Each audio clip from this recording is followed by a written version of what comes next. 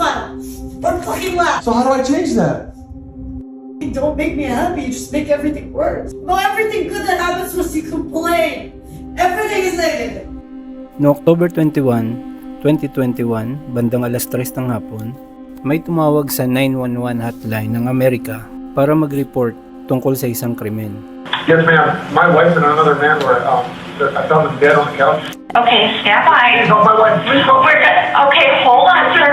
Please don't die. Nagmakaawa siya sa operator para magpadala kagad ng mga pulis at medics para ma-check kung sakaling buhay pa ang mga biktima. Tell me what you saw when you went in there. I saw my wife on the couch with blood on her head. Ang caller ay nagpakilala na si Ali Abulaban at hysterical siya sa kalagayan ng kanyang asawa na si Ana. Anna! Anna! Sino at anong klase ng tao makakagawa ng ganitong krimen sa tahimik na buhay ng mag-asawang ito? Welcome sa aking channel. Ang kwentong ito ay isa sa mga halimbawa na hindi lahat ng nakikita natin sa social media ay totoo. Ito ang nakakalungkot na kwento ni Ali Abulaban, isang sikat na influencer, kilala bilang si Gene Kid, at ng kanyang Pilipinang asawa na si Ana Marie Abulaban. You f***ing call the cops on me behind my back? How evil is that? Anna, how evil is I that? don't know who you're trying to show that video to. How evil is that? Are you showing the police? No, I just can't believe it, because I'm gonna watch this later. Sino nga ba si Ana at si Ali Abulaban? Si Ali Abulaban ay pinanganak noong 1992 sa Staten Island. Lumaki siya sa Virginia. Ang magulang niya ay parehas na Palestinian. Bata pa lang makikita na siya na mahilig talaga siya sa entertainment. At naging lead singer pa nga siya ng isang banda noong 14 years old siya. Nagsundalo siya at nadistino siya sa Okinawa, Japan. Doon naman niya nakilala si Ana. Si Ana ay Pilipina, pinanganak noong 1993 sa parteng norte. Meron siyang master's degree in science sa Technological University of the Philippines. At ang masabi ko lang talaga, grabe, napakaganda ni Ana. Kahit sinong lalaki, ang laki ng chance magkagusto sa kanya. Iba talaga ang Pilipina. Kaya itong si Ali, humaling na humaling kay Ana. Niligawan niya si Ana. Hanggang dumating sa time na naging magjowa na sila. Yung mga kaibigan ni Ana, may napansin na kakaiba dun sa relasyon nila sa umpisa pa lang. Calling it. And this is when she just started, dating Ollie. He answers her phone. It was just really weird for me because I was like, he's like, do you mind, Casey? And I was like, I'm sorry. I was calling Anna's phone. I didn't expect to talk to you, Ollie. Kung tutuusin, normal sa relasyon ng may pagkaseloso. Pero ayon dito kay Casey, ang sitwasyon ni Ali ay may pagka-OA, super possessive daw siya.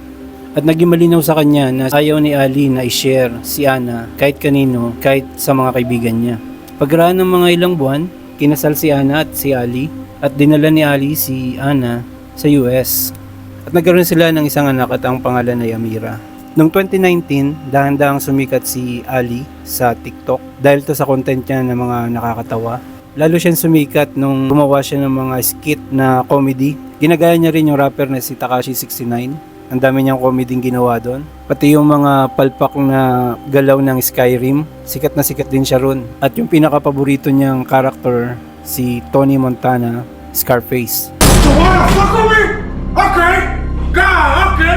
You wanna play games? Okay. I play with you. You wanna play rough? Okay. Sa Instagram, sa TikTok, tsaka sa YouTube, halos mag-1 million yung followers niya. Dahan-dahan, lumabas na rin si Ana sa mga video niya. Minsan extra, minsan si Ana yung tagakuha ng video. Hey, babe. I want you to try to do the 6ix9ine impression.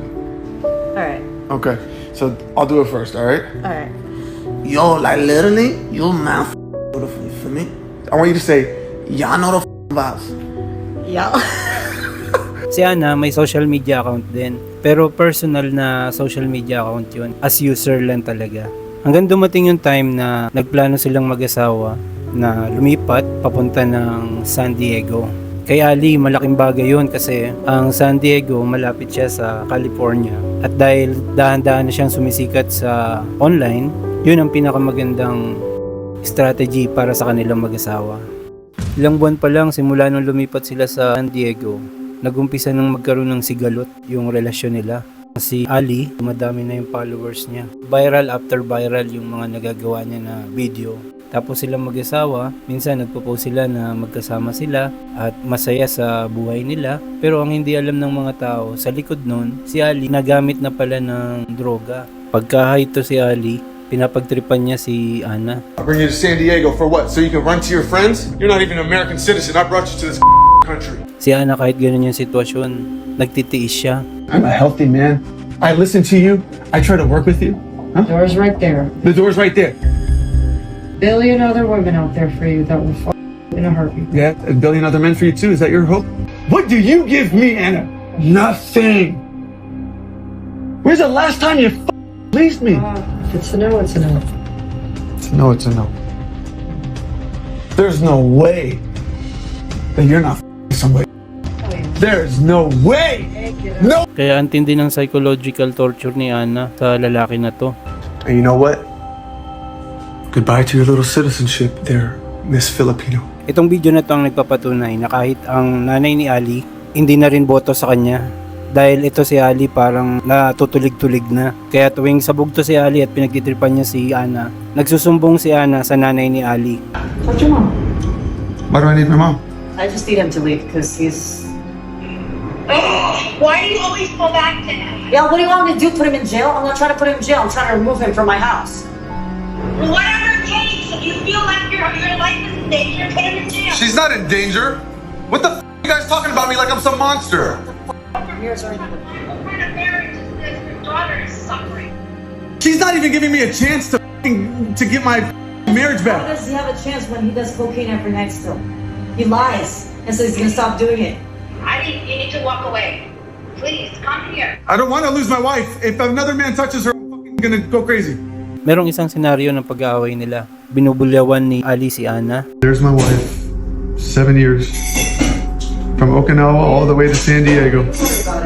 Ang tingin kasi ni Ali, ginamit siya ni Ana para makarating ng US. Kaya sinusumbat niya yun. She wants to leave me after 7 years. She couldn't even wait for the visa to finish. This was your plan all along, Anna. You used me. Dito sa away na to, makikita mo si Ana na isang babae na matiisin. Sinagot niya dito si Ali tungkol dun sa visa. That just means I don't need your visa. That's not what I came here for. I came here for you.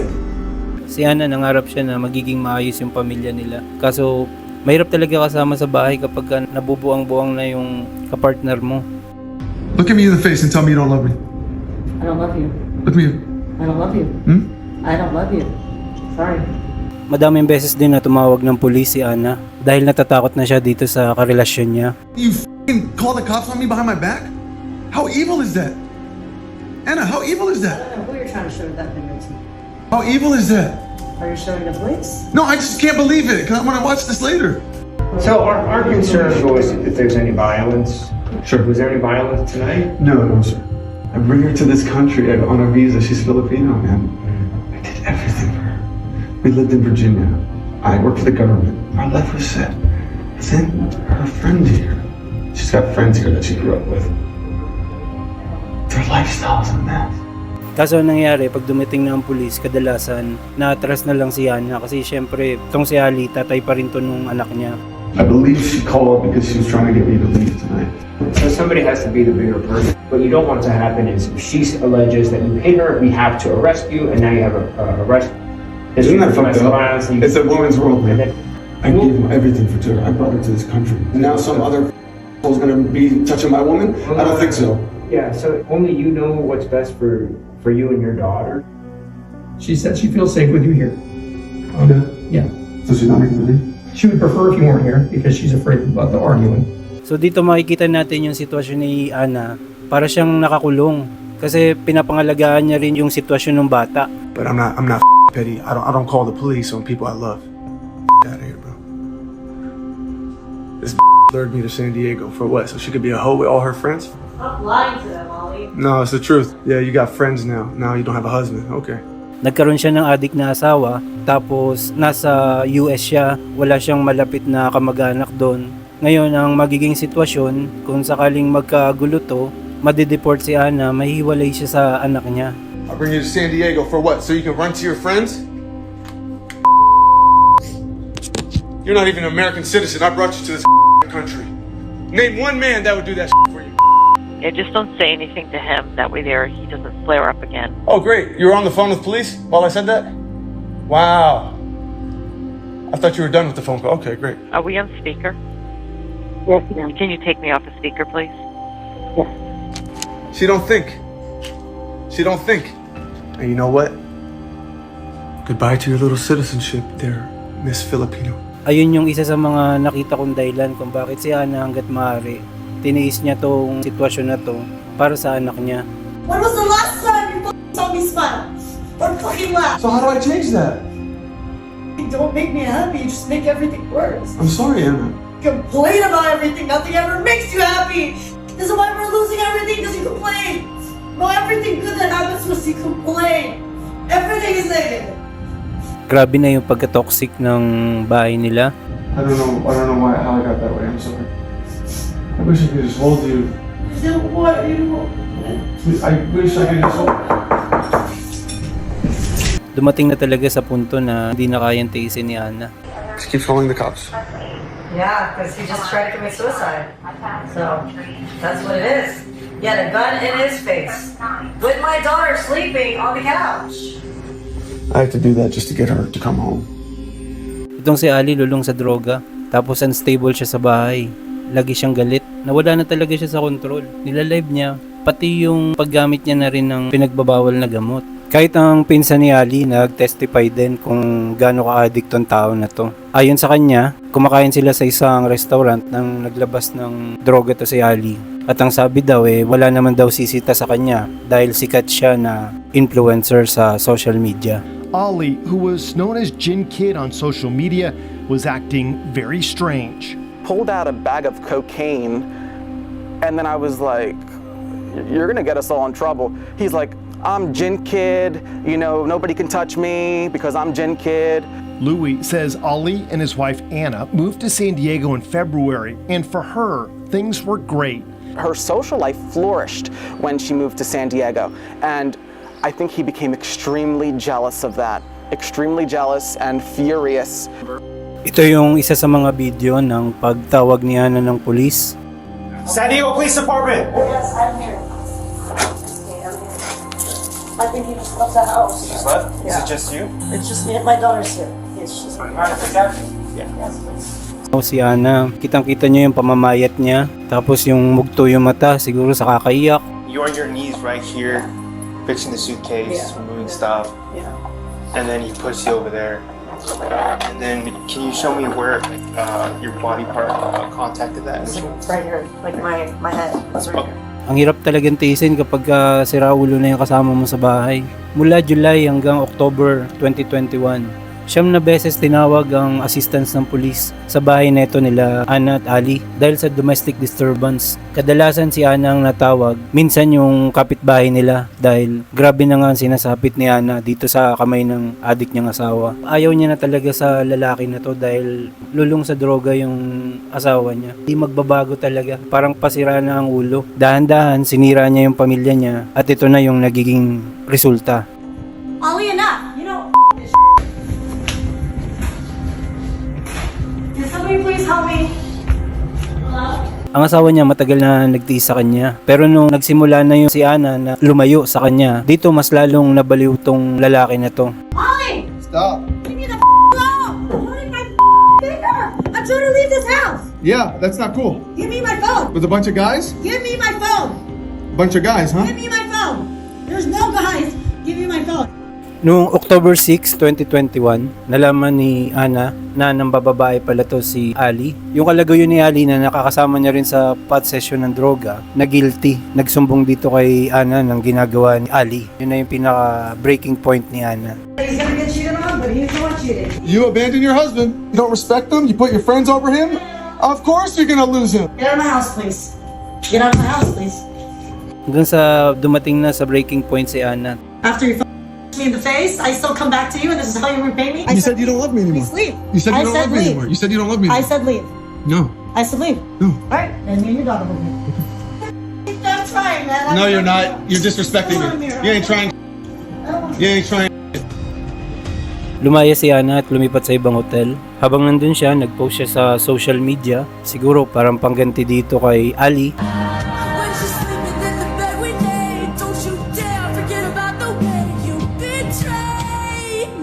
Tapos sinabi niya yung katotohanan na naaapi nga siya ng taong to. Noong October 18, sinabihan ni Ana na umalis si Ali dun sa nirerentahan nilang apartment. Nag-file din siya ng divorce at restraining order dito kay Adik. Kaso yung sitwasyon na yun hindi matanggap ni Adik. Gagawa siya ng paraan para makabalik kay Ana. Sa isip ni Ali, parang lilipas lang yung sitwasyon na to. Pero para kay Ana, tuldok na talaga to. Ayaw niya nang bumalik kay Ali. Ngayon, itong si Ali, nakausap din siya ng pinsan niya. Sinabihan na siya ng pinsan niya na hindi na kaya ni Ana yung pang-aabuso na ginagawa nito ni Ali. Move on ka na, bro. May makikita ka pa na ibang babae. Pero sa mata ni Ali, makakapambabae siya, makakahanap siya ng ibang babae. Pero makasarili siya. Ayaw niya nang magkakaroon ng bagong relasyon si Ana. Ngayon, itong si Ali, umalis na rin sa apartment nila at lumipat sa ibang hotel. Pero ang ginawa niya, tinago niya yung kopya ng susi. Sumagad na yung pagka-obsessive ni Ali. Noong October 21 ng umaga, bumalik siya dun sa apartment habang wala si Ana. Ngayon ang ginawa niya, ginulo niya yung lugar. Prior dito sa time na to, nagpadala siya ng groceries tsaka mga bulaklak kay Ana. Sinusubukan niyang ligawan ulit si Ana. Kaso nung umaga, nung pagpunta niya, nakita niya yung makeup ni Ana nakapatong doon sa mga bulaklak. Sa isip niya, hindi pinansin yung bulaklak na pinadala niya at inuna pang mag-makeup. Ayun yun sa salita niya. Kaya ang ginawa nito ni Adik, ginulo niya yung lugar. Tapos, yung iPad nung anak nila, nilagyan niya ng Discord. Mula doon, maririnig niya kung ano yung nangyayari doon sa apartment ni Ana. Kumbaga, sa madaling salita, nag-espiya siya kay Ana. Then, Ali leaves the apartment before Ana returns with her friend. Ngayon, pagbalik ni Ana ng bandang alas 10 ng umaga, nakita niya yung apartment niya magulo. Kaya ang ginawa niya, tumawag siya ng tao na tutulong sa kanya para maglinis ng gulo doon sa apartment. Ito nga si Rayburn Cadenas Baron. Around 2 o'clock on October 21st, 2021. Si Rayburn, common friend ng mga friend ni Ana at kilala siya bilang mabait na kaibigan. Kaso yung pagtulong na yon, ikakapahamak niya. Ngayon, itong si Ali, walang tulog. Narinig niya nga sa pamamagitan ng Discord app na dumating na si Ana at may kausap siyang lalaki. Kaya itong si Ali, nagmadali na pumunta doon sa apartment ni Ana. At habang nagdadrive siya, singot pa rin siya ng singot ng white powder. Nang makarating siya ng Aspire Building, makikita rito na doon siya dumaan sa parking garage. Tumatakbo. Ngayon sa pagmamadali niya, siguro may naiwan siya. Makikita natin dito na may binalikan siya doon sa labas. Pagbalik niya, inaayos niya yung belt ng baril niya. Mula rito sa elevator na to, paakyat doon sa apartment ni Ana. Merong 3-minute window. Makikita mo na rito na tensyonado na siya. Mukhang nanggigigil na doon sa plano niyang gawin. Ang nasa isip kasi niya, posibleng kalaguyo ni Ana yung kasama niya dun sa apartment. Ngayon habang umakyat yung elevator, meron pa siyang mga nakasabay na kapitbahay nila dun sa apartment. Nakikipagngitian pa siya. Ginawa niya ngayon, in-start niya nang i-record yung cellphone niya. Chinek niya yung card or yung susi ng pintuan para dun sa apartment. Ngayon, nung dumating na siya dun sa floor ng apartment ni Ana, makikita natin dito na tumakbo na kagad siya para dun sa pinto ng apartment ni Ana. Dito na ayon sa recording ng cellphone ni Ali, maririnig natin yung paggamit niya ng keycard para mabuksan yung pintuan. Pagpasok niya dun, kinasan niya na kagad yung baril. Nakita niya na si Rayburn tsaka si Ana nakaupo sa sala. Maririnig natin dito yung boses ni Rayburn na parang nagulat kasabay ng pagkasan ni Ali ng baril. Dito binaril niya na si Rayburn. Tapos kasunod si Ana, binaril niya ng malapitan. Ito si Ali na taranta siya. Marinig mo yung boses niya na tinatawag niya pa si Ana. Yung pangyayari sa labas ng apartment na record dun sa CCTV ng kapitbahay nila. Makikita rin na pabalik-balik si Ali. Tapos nung tinawagan ni Ali yung nanay niya.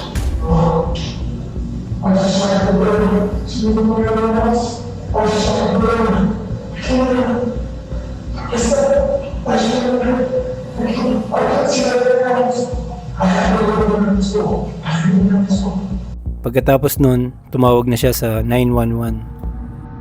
Yes, ma'am. My wife and another man were, I found them dead on the couch. Bullet wound from the face. Wait, someone was shot? 2 people, a man and my wife. Okay, stand by. No, my wife. Please don't. Okay, hold on, sir. Your wife was shot in the face, is that what you said? Yeah, on the forehead. He had 2 pretty bullets in the head. He's also shot? Reyes? Okay. Did he have the gun still? Was there anyone else in the apartment? No, I don't know. Ayon sa tawag ni Ali doon sa 911, pagdating niya ng bahay, nakita niya na may 2 binaril doon sa apartment ni Ana. Si Ana at saka isang lalaki. Kumbaga, iniiwas niya yung sarili niya doon sa krimen. Pagkatapos niyang gawin yung pagtawag, lumabas na siya ng building at pumunta doon sa eskwelahan ng anak niya. Ngayon, dahil si Ana nung araw na to, binili niya yung anak niya sa kaibigan niya para sunduin sa eskwelahan. Nagulat yung kaibigan ni Ana, bigla na lang sumulpot doon si Ali para sunduin yung bata. Ngayon makikita natin dito yung pulis dumating doon sa crime scene. Sinisira nila yung pinto para mapasok yung apartment. Nung napasok ng mga pulis yung apartment, nagplano sila kung paano huhulihin yung shooter at kung saan lumabas yung shooter. Yung kapitbahay ni Ana tumawag din sa 911 at sinabi ng kapitbahay na posibleng si Ali ang gumawa ng pagbaril. Kaya itong mga pulis, naglunsad kaagad sila ng dragnet para mahuli si Ali. Kailangan nila maging maingat kasi si Ali, kasama niya yung anak niya at armado siya. The witness describes the suspect as a Middle Eastern male that goes by the name of Ali. Be advised that the suspect drives a black Jeep Wrangler. Pagkaraan ng 45 minutes, nahuli din kaagad si Ali. So we're gonna make sure she's alright, man. Alright, but can my mom come in? I'm saying my mom is driving to Vegas to try to come get her. Okay. Yeah, I love you, I love you. Sa lab reports, nagpositive siya sa cocaine. Yung best friend ni Ana, hindi makapaniwala sa nangyari. May napanood siyang balita tungkol sa barilan, pero hindi niya akalain na si Ana pala ang biktima ron. Kasi ilang oras pa lang, nag-uusap pa sila tungkol sa birthday ni Amira. Itong si Ali, sa courtroom, arugante pa rin siya. Piling niya siya pa rin ang biktima dun sa nangyari. And inviting Ray over to the hotel that she was staying at. Okay, Mr. Boulevard? Yes, sir. I'm sorry, this is news to me. You think I wanted that? Or I thought you were I wanted it! Who the are you? Mr. Boulevard? Mr. Boulevard, I need you to stop. I want to life is destroyed! On the house with the iPad to my phone. So when you heard Rayburn's voice, you went to. I didn't recognize him. I didn't know who it was. But what were you thinking? I was freaking out. Oh my god, I caught her! Oh my god! There's a man! And then guess what? I hear nightmare. And accused his wife of cheating, though at this time prosecutors say Rayburn was just a friend. I never admitted anything. Police say they have evidence against me. I don't know what it is. So the prosecution says that you admitted to your mother that you did this, and then you pled not guilty. Can you explain that? No, I can't. So as far as the friend saying I pushed him, I don't recall these things. Slapping Her friends? Anna. I would never do that in public. I mean, I never did that.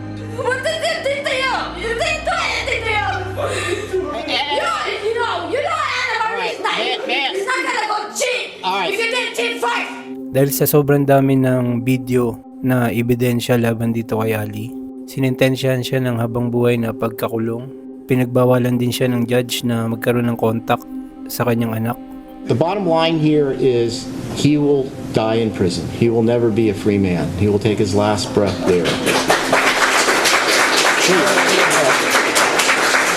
In this, please.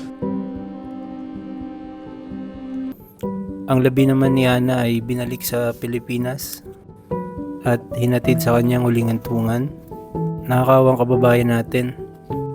Ang dami ng video na kitang-kita yung paghihirap niya ng psychological hanggang dumating sa pisikalan, hanggang nag-attempt na siya na hindi niya na talaga kayang mabago yung buhay niya. Iiwan niya na si Ali. Kaso itong addict na to, hindi niya nakikita yung pagkakamali niya. Ang pinakapunot dulo talaga ng tragedy na to ay yung paggamit ni Ali ng droga. Dahil doon nasira yung pamilya niya, pati yung karir niya. Hanggang pati nasira na rin yung ulo niya.